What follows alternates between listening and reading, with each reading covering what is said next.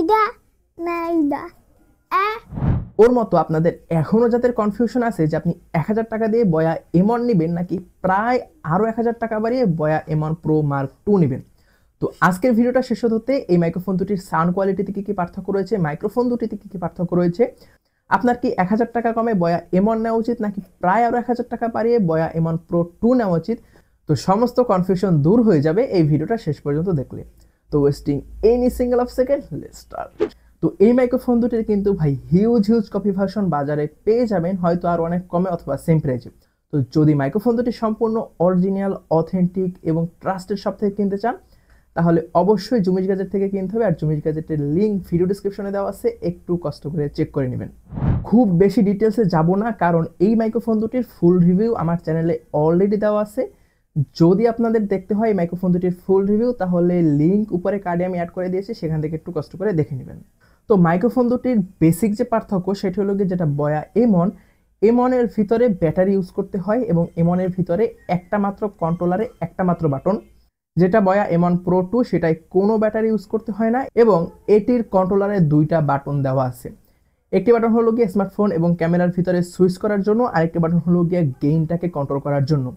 যারা গেইন বোঝেন না এখনো তাদেরকে সংক্ষেপে বা সহজে বলতেছি, গেইন হলো গিয়ে আপনার ভয়েসটা কতটা জোরে ক্যাপচার করবে বা কতটা লাউড ক্যাপচার করবে সেটা।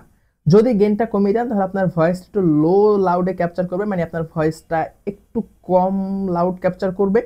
আর যদি একটু কম লাউড ক্যাপচার করে তাহলে আশেপাশে নয়েজটা একটু কম রেকর্ড হবে। বাট বয়া এমন প্রো বা এমন যেটাই বলেন না কেন, কোনোটার ভিতরে কিন্তু নয়েজ রিডাকশন মুড নাই বা এরকম কোনো ফ্যাসিলিটিস নাই।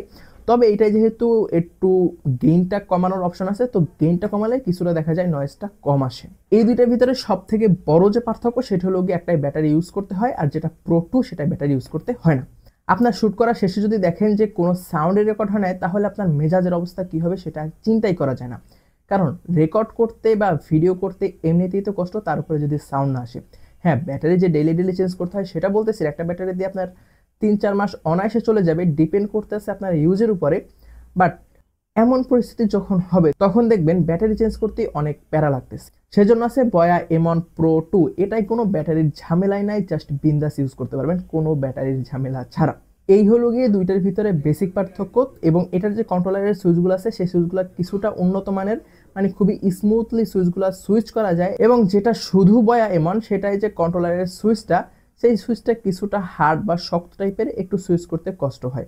কিন্তু এমন প্রো 2 যেটা আছে সেটার সুইচটা খুবই স্মুথলি কাজ করে। তো এই হলো বেসিক বা সাধারণ পার্থক্য। তো এখন আসি ডিরেক্ট সাউন্ড টেস্টে। তো সাউন্ড টেস্ট করলেই বুঝতে পারবো যে কোন মাইক্রোফোনের সাউন্ডটা কিরকম। এখন থেকে যে সাউন্ডটা শুনতে পাচ্ছেন এই সাউন্ডটা আমি বয়া এমন এই মাইক্রোফোনটি ইউজ করে রেকর্ড করতেছি এবং আমি আমার ফোন পিক্সেল 6 ইউজ করতেছি। আমার ফোনে কোনো 3.5 এর পোর্ট নেই। তো আমি একটা কনভার্টার ইউজ করতেছি যেটার দাম অ্যারাউন্ড 300 টাকার মতো পড়েছিল। তো আশা করি বুঝতে পারতেছেন যে বয়া এমন এই মাইক্রোফোনটার সাউন্ড কোয়ালিটি পিক্সেল 6 ফোনের সাথে কিরকম আসে। এখন থেকে যে সাউন্ডটা শুনতে পাচ্ছেন এই সাউন্ড আমি বয়া এমন প্রো 2 এই মাইক্রোফোনটা ইউজ করে রেকর্ড করতেছি। তো এই মাইক্রোফোনের আরো একটি ফিচার বলতে ভুলে গিয়েছিলাম, সেটি হলো গিয়ে এটিতে হেডফোন মনিটরিং এর জন্য একটি পোর্ট দেওয়া আছে। এর মানে হলো গিয়ে এই মাইক্রোফোনটা যখন আমরা আমাদের 3.5 এর পোর্টে ইউজ করি তখন কিন্তু আমরা কি সাউন্ড রেকর্ড করছি বা সাউন্ডটা রেকর্ড হয়েছে কিনা সেটা শোনার জন্য আমাদের মাইক্রোফোনটা খুলতে হয় এবং সেখানে কোনো ইয়ারফোন দিয়ে অথবা নর্মালি স্পিকার থেকে আমরা শুনতে পারি। বাট বারবার খোলা কিন্তু একটা প্যারার কাজ। তো এই মাইক্রোফোনটির যে কন্ট্রোলার আছে সেখানে কিন্তু একটি 3.5 এর পোর্ট দেওয়া হয়েছে, যেখানে আপনি আপনার যে কোনো হেডফোন বা ইয়ারফোন লাগিয়ে ফোন থেকে যে আউটপুটটা আসবে বা ফোনের যে সাউন্ডটা সেটা কিন্তু শুনতে পারবেন। এটা কিন্তু খুবই কার্যকরী একটা ফিচার। বারবার মাইক্রোফোন খুলে সাউন্ড শোনা একটু প্যারার কাজ, তো এই প্যারা থেকে মুক্তি পেতে এই ফিচারটা খুবই ভালো লেগেছে আমার কাছে। তো এতক্ষণ পর্যন্ত বয়া এমন প্রো 2 সাউন্ড আপনারা শুনতেছিলেন। তো আশা করি বুঝতে পারতেছেন যে এই সাউন্ড কোয়ালিটি কিরকম, এবং এই সাউন্ডগুলো কিন্তু সম্পূর্ণ এডিট ছাড়া। এবং এই মাইক্রোফোনের যে মোড আছে গেইনের সেটা জিরোতে রাখা আছে। তো আমি গেইনটাকে এখন -10 এ করব। তো -10 গেইন করার পরে কিরকম সাউন্ড আছে সেটা শুনতে পাবেন। তো এখন এই মাইক্রোফোনের গেইনটা আমি -10 এ সেট করে দিয়েছি। তো আশা করি বুঝতে পারতেছেন যে -10 এ যদি গেইনটা সেট করা থাকে তাহলে কিরকম সাউন্ড কোয়ালিটি আসে।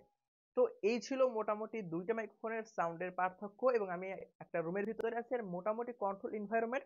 তো আশেপাশে রাস্তা থেকে বাইক যাচ্ছে, হর্ন দিচ্ছে বা মানুষের কথাবার্তা, এগুলো আমি নিজের কানে শুনতে পাচ্ছি।